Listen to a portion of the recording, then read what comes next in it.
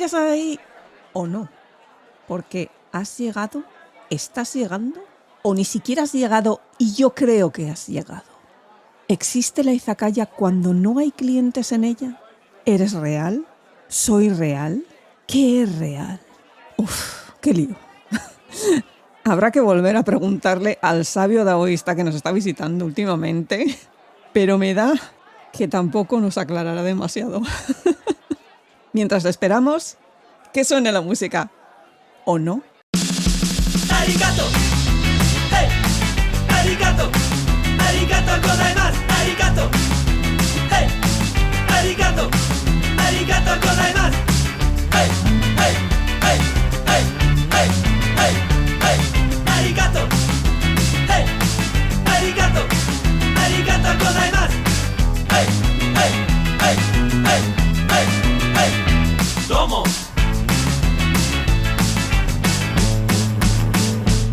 Hola gente, aquí Kitsune, vuestra anfitriona de la izakaya. Hoy yo no sé cómo voy a explicar esto. Llevo 2 días, venga a darle vueltas porque el tema tiene tela.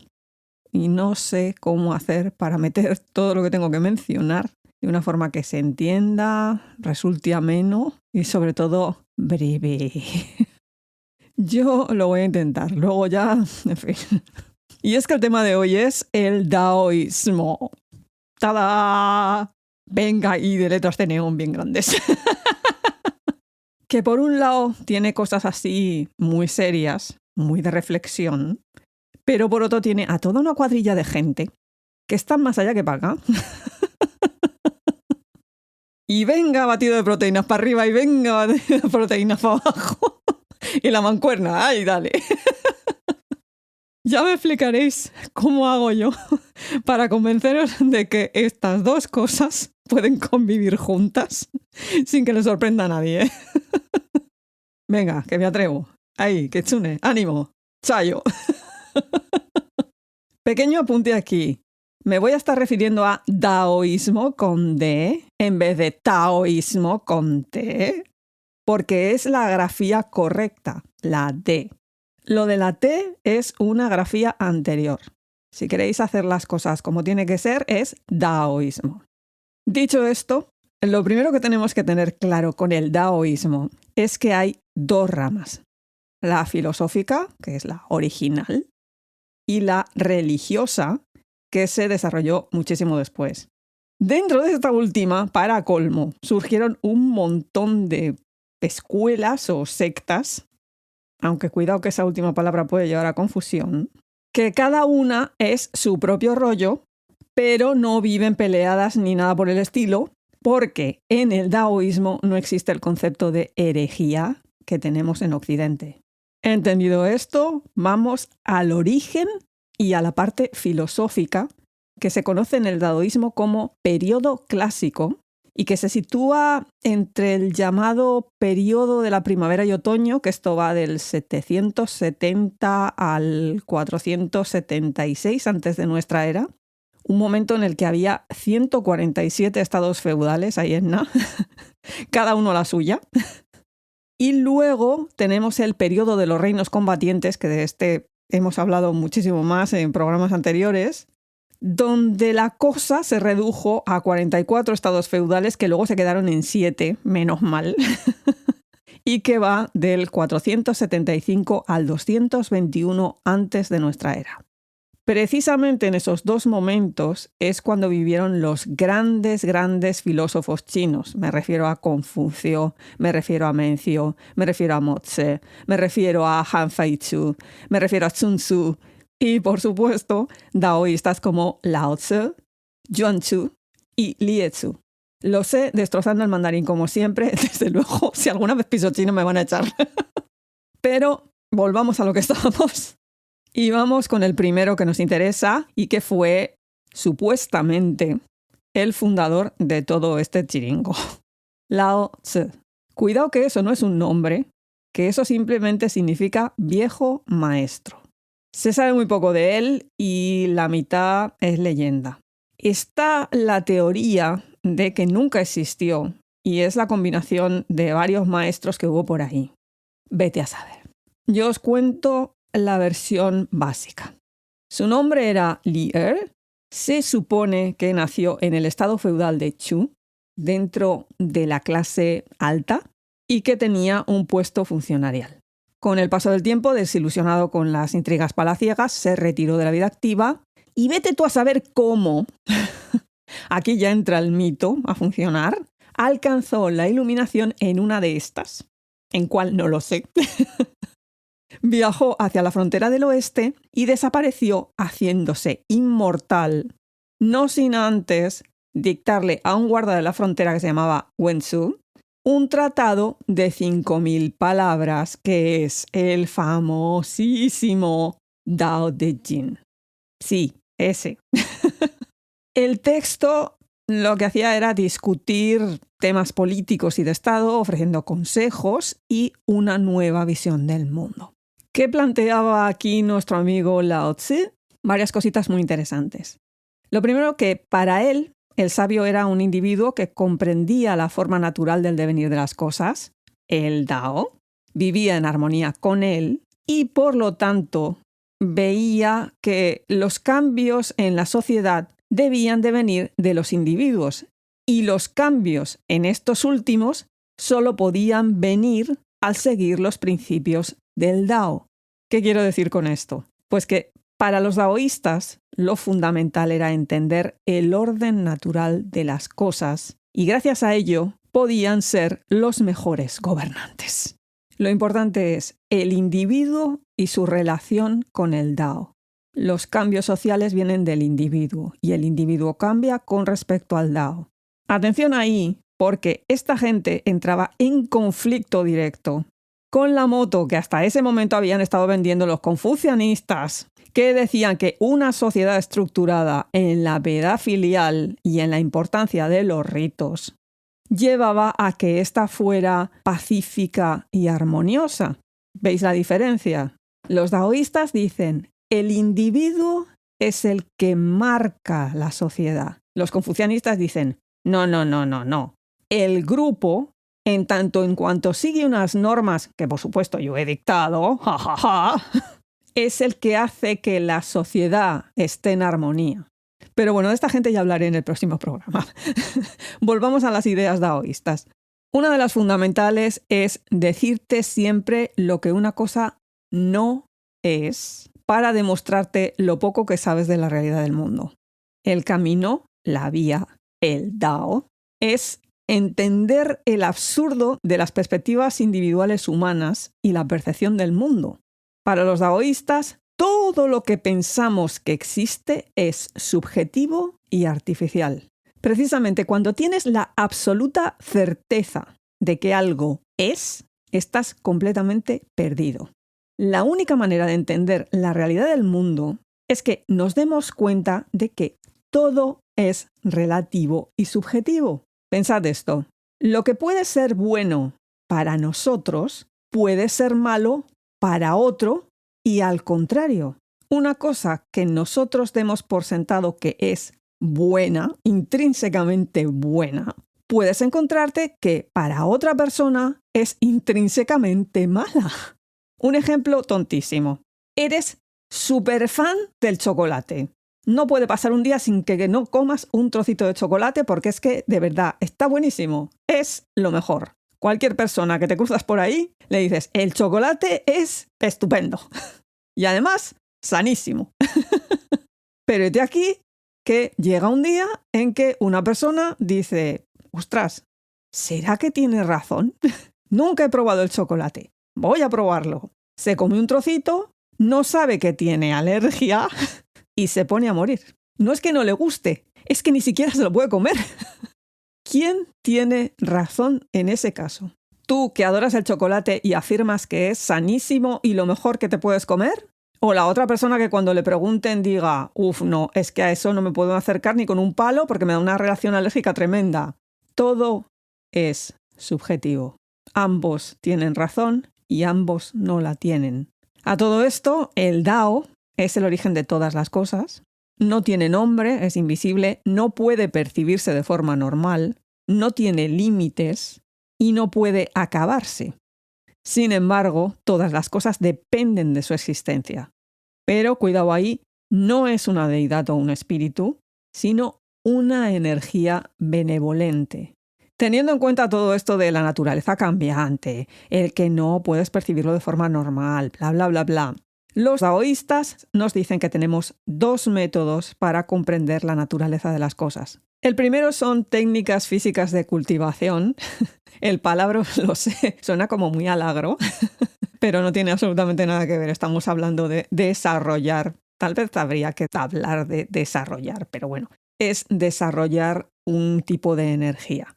Y esto implica control de la respiración, un tipo de postura física, control sexual, y con ello adquiriremos una mejor salud y posteriormente la inmortalidad, que es un tema con el que hay una serie de sectas del taoísmo que vive con una obsesión que no os podéis hacer una idea. Pero luego ya explicaré un poquito cómo va esto. El segundo método es la cultivación de la actitud. Esto consiste en que comiences a deshacerte del apego por las cosas materiales y por las actividades que excitan la mente. Porque todo eso alimenta las emociones, cansa al cuerpo y estimula los sentidos, afectando a nuestra salud. ¿A qué viene toda esa obsesión por la salud? Pues porque si no estamos preparados física y mentalmente, no podemos formar uno con el Dao. Nuestra energía interior no fluye como debería. Y todas estas ideas básicas se desarrollan en ese primer periodo, pero luego, con el final del periodo de la primavera y el otoño y el comienzo del periodo de los reinos combatientes, el daoísmo filosófico o clásico, llamadlo como queráis, entró en una nueva fase. Os presento a Zhuangzi y a Liezi. El primero es ya un viejo conocido por los izakayes porque le he mencionado una y otra vez. Para que os acordéis, este es el de la mariposa que sueña que es Zhuangzi. Que hablé de esto en Blossom, en What a Wonderful World, en A Dream Within a Dream. Y fijo que saldrá este tema de nuevo porque es un básico. Y es que Zhuangzi fue el que estableció la estructuración ideológica del daoísmo. Sí, muy bonito todo con Lao Tse, pero había que aclarar un poquito ideas, poner las cosas en limpio y le hace unos pequeñitos cambios. Por lo pronto, la idea esa del sabio daoísta como perfecto gobernante desaparece. El sabio daoísta lo que hace es mirad, a mí dejadme en paz y ya no quiere implicarse en el gobierno. La mejor opción, retirarse del mundo. Otra de las nuevas ideas es que el Dao pasa a ser una energía neutral y como todas las cosas tienen su origen ahí, todas son iguales. Y por último, un concepto novedoso que la gente tiende a identificar como la principal característica del daoísmo, aunque no lo sea, que es el concepto de Wu Wei, la no acción. Cuidado, porque es un concepto cambiante según y cómo le dé a cada uno de los filósofos daoístas. En el Dao de Jin es simplemente seguir los principios del Dao, que no implica la inacción, es simplemente que no uses la fuerza. En este periodo, Zhuangzi nos dice, si puedes relacionarte con el mundo sin implicarte en él, desde la no intervención, ¿ved ahí la diferencia? Solamente entonces podrás estar en unión con el camino, la vía. Y así, posteriormente, trascender las dificultades, el dolor, las frustraciones, en definitiva, la prisión de nuestras propias mentes. Al lograr esto, se supone que eres capaz de conocer las múltiples perspectivas que existen y estarás más centrado. Lo que decía antes, si tú no tienes un juicio de valor sobre el chocolate, aunque te venga una persona y te diga el chocolate es maravilloso y otra persona te diga no, el chocolate te mata porque yo cada vez que me lo tomo me da una reacción alérgica, tú no intervienes. Escuchas las dos partes y te quedas como estás, porque sabes que ninguna de las dos personas tienen razón y a la vez la tienen. Gracias a este tipo de forma de pensamiento que se libera del yugo, pongámoslo así, de las palabras, seremos capaces de tener más éxito porque normalmente los humanos solo conocemos la perspectiva humana. Por lo tanto, Estar orgulloso de conocer tu pequeño rinconcito solo significa que sabes lo que estás haciendo en tu pequeño rinconcito. Pero en el momento en que te trasladan a otro sitio, no tienes ni idea de nada y tienes que volver a empezar otra vez. Por lo tanto, todo es relativo. Puedes ser el pescado más grande del charco de tu pueblo, que en el momento en que te trasladan al mar, ya no eres el pescado más grande. Nuestra mente solo interpreta lo que existe en este mundo de forma subjetiva. Y no la podemos creer, a pesar de que nos intente convencer de que ve las cosas de forma objetiva. Por ejemplo, las palabras, que lo comentaba antes, no tienen un solo significado fijo, sino que pueden estar manipuladas para servir a ciertas agendas. Las cadenas del lenguaje nos atan a la subjetividad, mostrándonos el mundo como objetivo, y eso solo nos produce dolor. Y ya escucho a la gente de fondo, si es que ha logrado seguirme en todo esto. Pero Kitsune, si no podemos usar el lenguaje, ¿qué hace que una cosa sea? Pues muy sencillo, lo que la hace ser. Ejemplo, un camino existe en tanto en cuanto alguien lo usa. Si eliminamos el lenguaje, el dolor, la muerte, la felicidad, son abstracciones humanas que en realidad no existen. Pensamos que somos dioses porque imponemos el orden en nuestro mundo a golpe de palabra, cuando en realidad lo que estamos haciendo es abrirnos a una manipulación constante, porque todo, repito, todo depende del momento, el lugar, la circunstancia y tu forma física. Y si una cosa no la experimentamos por nosotros mismos, no podemos conocerla. Y para colmo, solamente cuando no hay forma de debatir algo es cuando podemos saber que ese algo es una verdad constante. Pero en el momento en que un solo ser vivo sobre la faz de la Tierra disiente sobre algo, ya no es una realidad absoluta. Para los daoístas, no podemos vivir en términos de lo absoluto, porque no existe. Siempre habrá algo o alguien que nos demuestre lo contrario. Ejemplo, tenemos un concurso de Miss Guapísima del año y se elige a una chica guapísima, monísima. Todo el mundo está de acuerdo en que es monísima, guapísima, pero ¿una hormiga piensa que esta muchachita es guapísima y monísima? ¿Un koala piensa que esta muchachita es monísima y guapísima? ¿Le importa 3 a un elefante que esta muchachita sea monísima y guapísima? ¿La va a ver monísima y guapísima? ¿A que no? Un león la va a ver y se va a plantear, mira qué muchachita más monísima y guapísima. ¿A que no? Todo es relativo. Y para alcanzar la felicidad suprema, a la definitiva, lo que tienes que hacer es reconocer que los cambios en nuestros cuerpos, en nuestra vida, son otro cambio en la forma, pero la esencia del mundo donde vivimos no cambia. Es el Dao. Resumiendo, el Dao está en todas las cosas. Solo sé que no sé nada y aún así. Todo es relativo, todo cambia y solo el Dao permanece. Dicho esto, son las ideas del daoísmo filosófico, que era una cosa de intelectuales y de la clase alta. Al pueblo llano, este tipo de cosas le rebalaban bastante. La gente lo que quería eran los aspectos prácticos del daoísmo. Y para eso está la otra rama, el daoísmo religioso, que para colmo tiene diferentes ramas, sectas y subsectas según qué maestro sigas.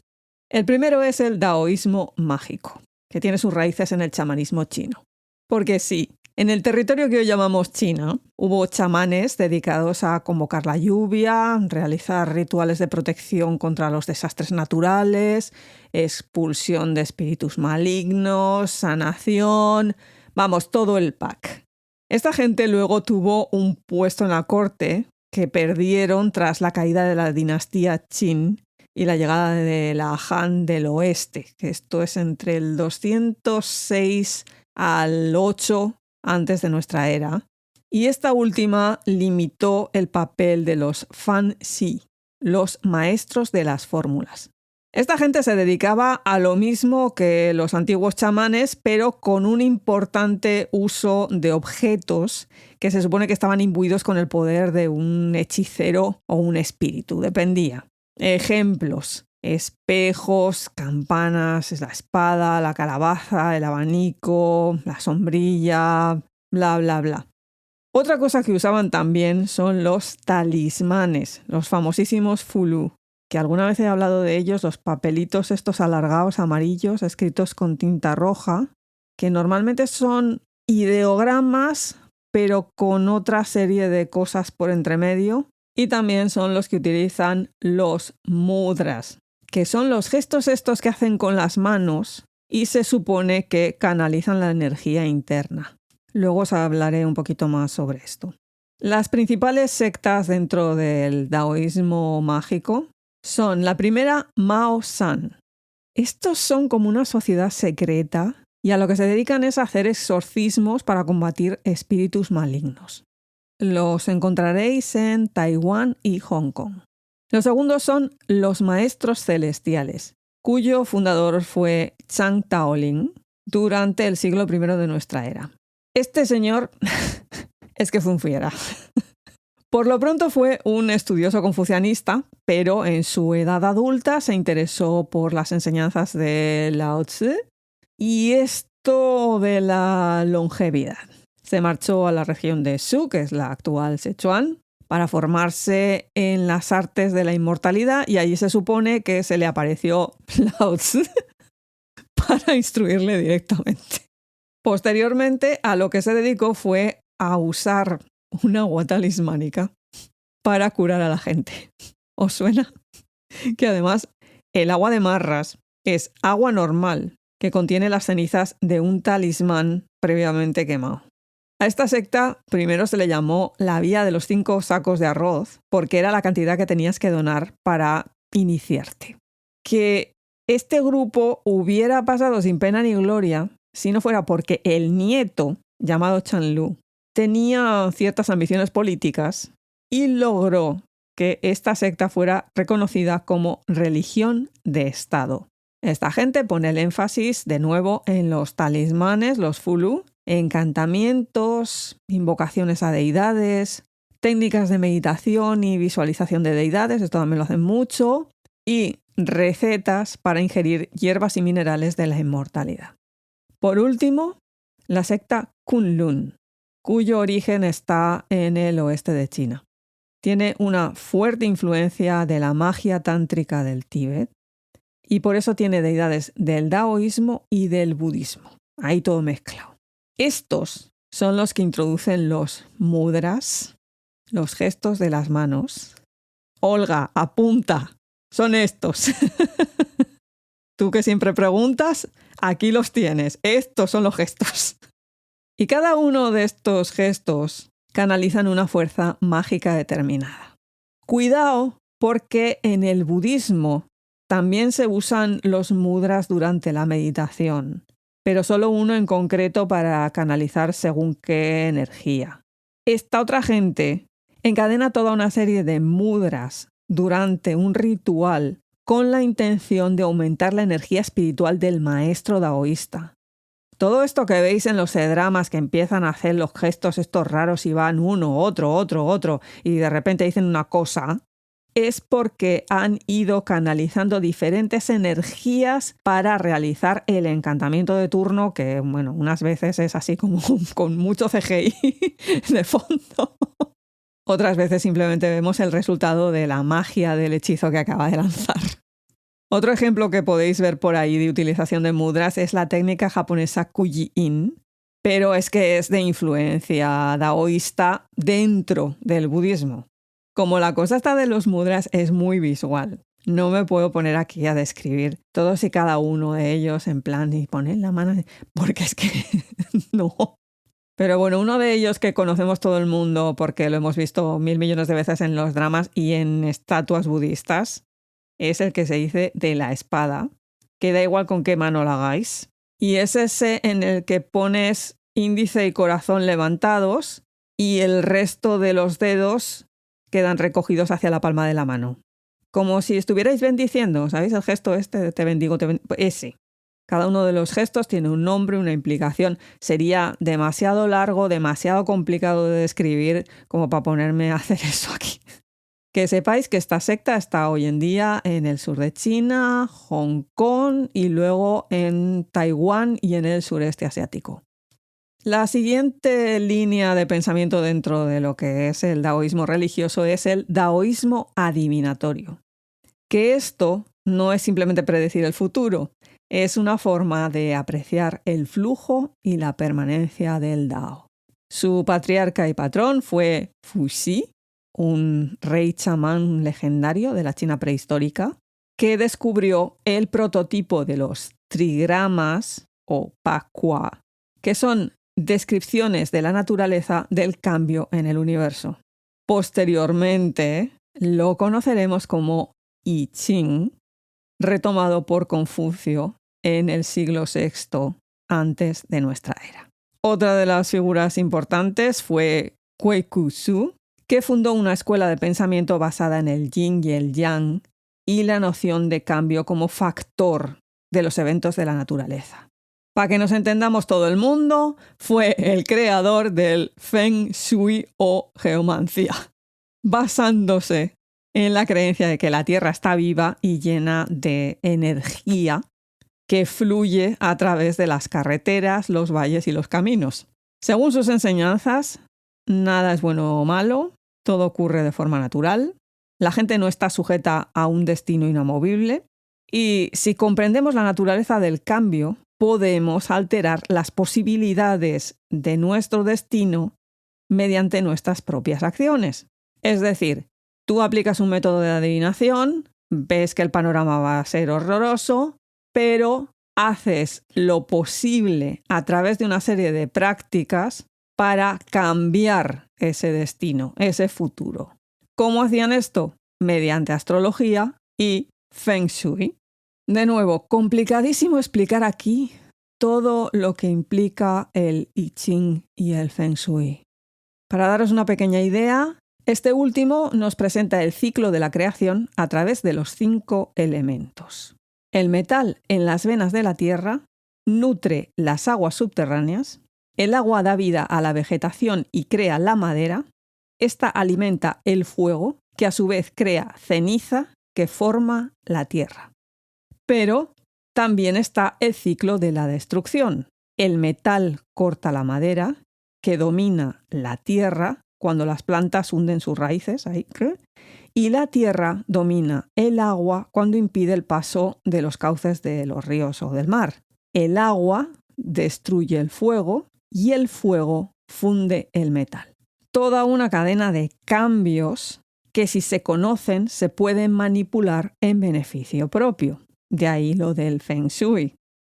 El tercer tipo o escuela es el daoísmo ceremonial, también llamado el camino de la devoción.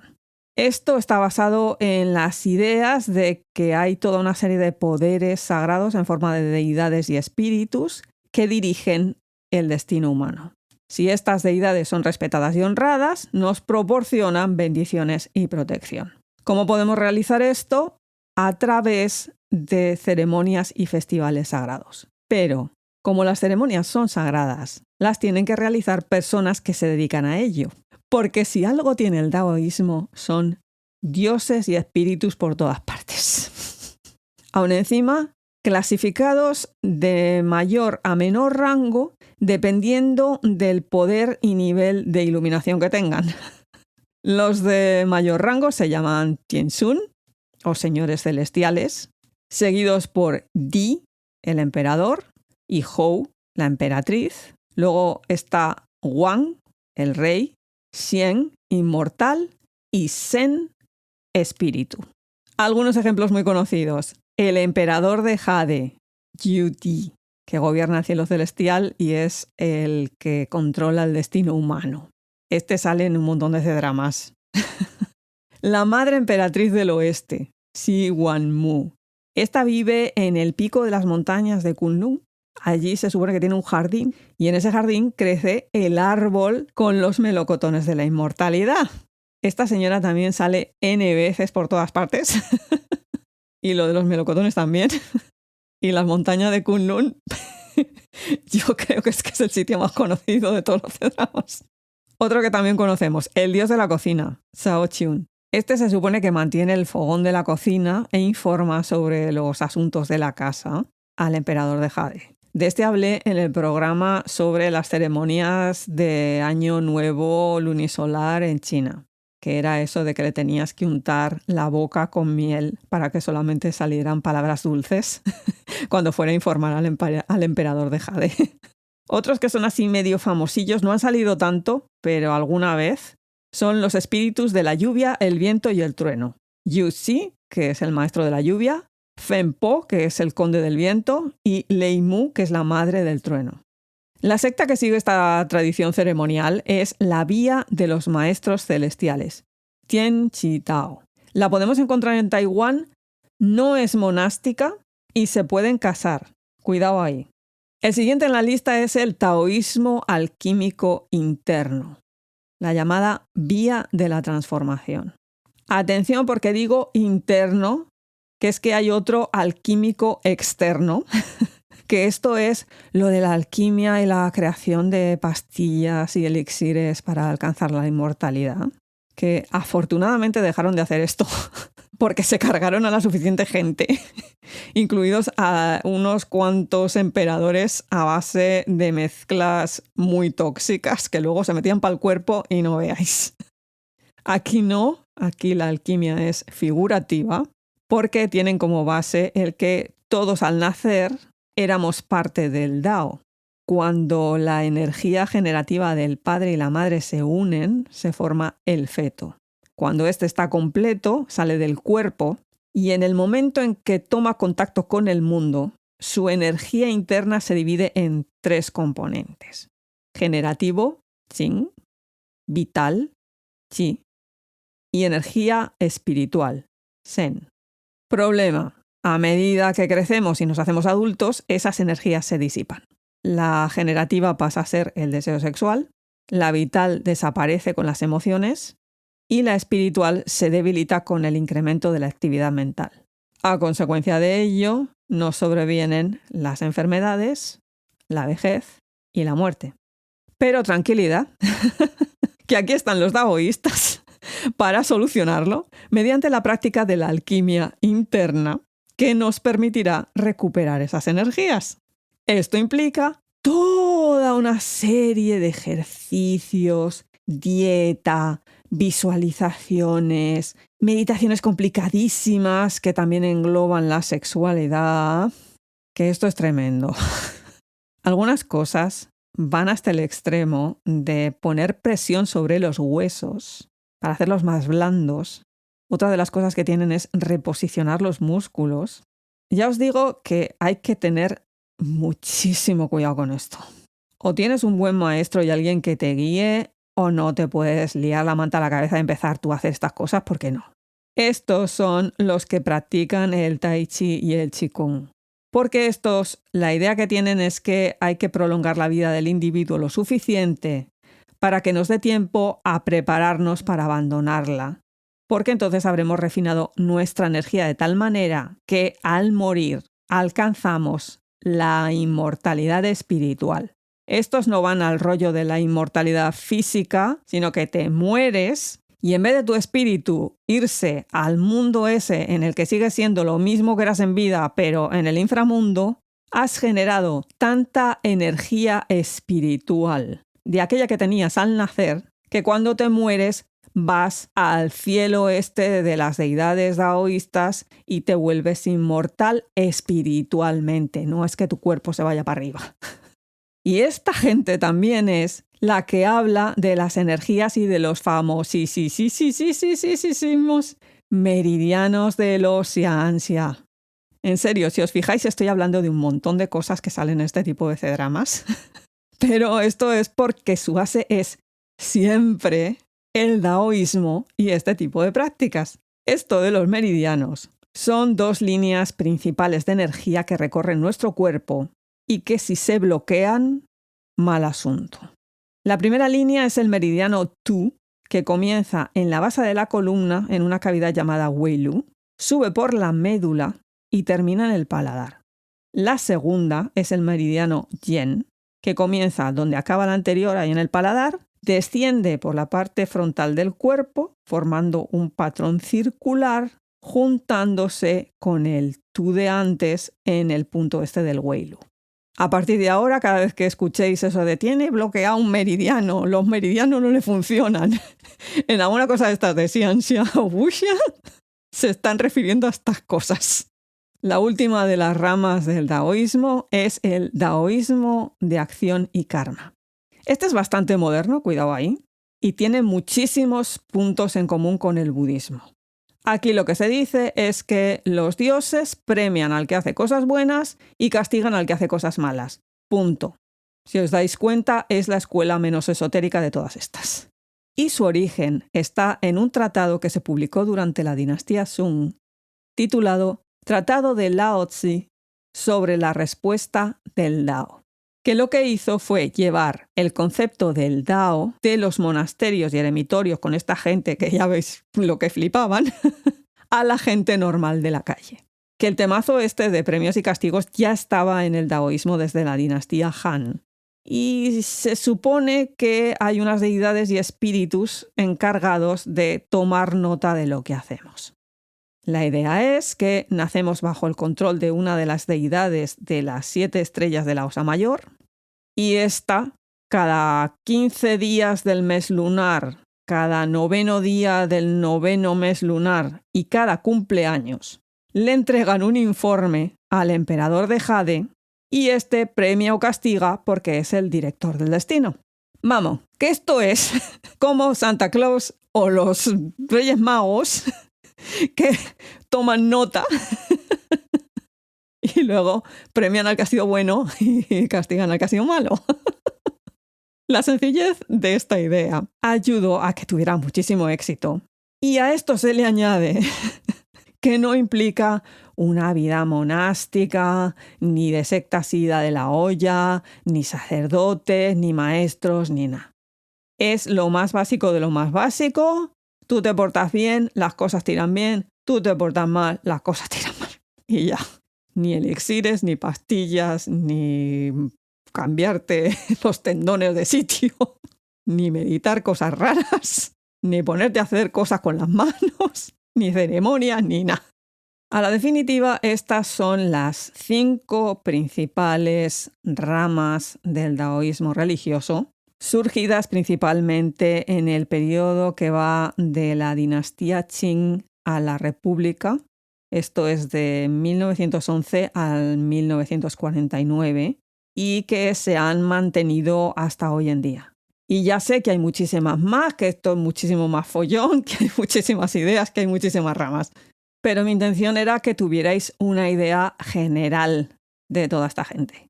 Que no he querido entrar en muchos más detalles, porque como ya dije al inicio, es complicado. Hay muchas interpretaciones y tampoco merece la pena ponerme académica con algo que se desarrolló durante muchísimos siglos y se vio influenciado por muchísimas circunstancias. Dejadme ser un poquito daoísta y concluir diciendo que no hay errores sino afortunados accidentes y que no sabemos lo que no sabemos. Por lo tanto, yo lo dejo aquí y que cada quien lo experimente a su manera. Aunque para experimentar, yo os aconsejo que acudáis a nuestra página web, izakayapodcast.com, donde hay terreno para explorar todas esas energías internas. Allí encontraréis todos nuestros programas, enlaces a redes sociales, al Discord, al YouTube. Lo mejor en este caso es hacer como el emperador de Jade y tomar nota suscribiéndose al podcast. Si ya lo estáis, entonces seguid el ejemplo del dios de la cocina, que nos pone siempre corazoncitos, estrellitas, pulgares hacia arriba o comentarios, porque es muy cotilla y no calla ni debajo del agua. Si por el contrario sois como las 7 deidades celestiales que os gusta escribir el informe, tenemos un email, laizakayapodcast@gmail.com. Y sin mucho más que añadir, Cuidaos mucho, gente.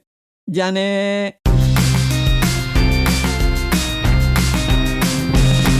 Arigato. Hey. Arigato. Arigato gozaimasu. Arigato.